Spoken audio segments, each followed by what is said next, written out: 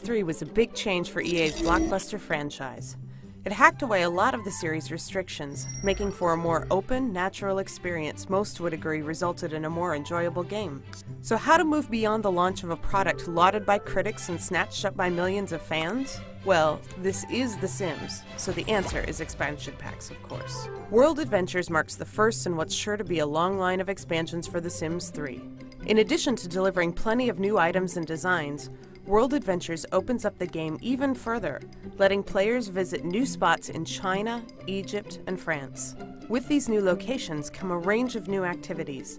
You'll also be able to chat with the native Sims, who will direct you to new content and even give you quests. In order to complete these quests, you'll need to dive headfirst into the most interesting aspect of World Adventures, tomb exploration, where you'll brave traps, battle mummies, and solve puzzles to win treasure.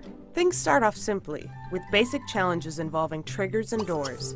You can pick through piles of debris to uncover staircases and switches. It pays off to investigate each dungeon room carefully, and mousing over wall sections will often reveal hidden entrances.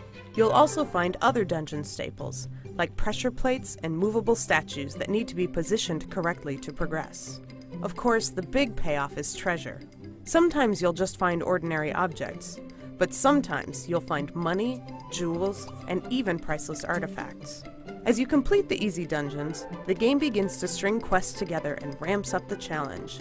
You'll delve into tombs with more than one path of progression, and with this added complexity comes added danger. You can get fried in electricity traps and singed in fire if you're not careful.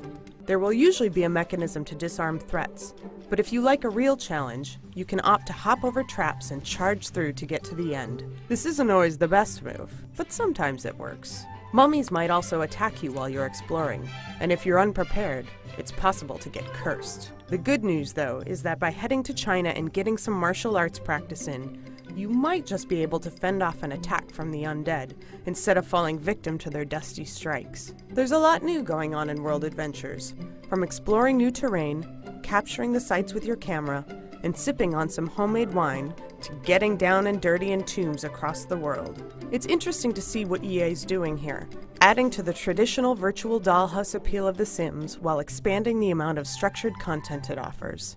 We'll see how it all turns out this November when World Adventures travels to the open market.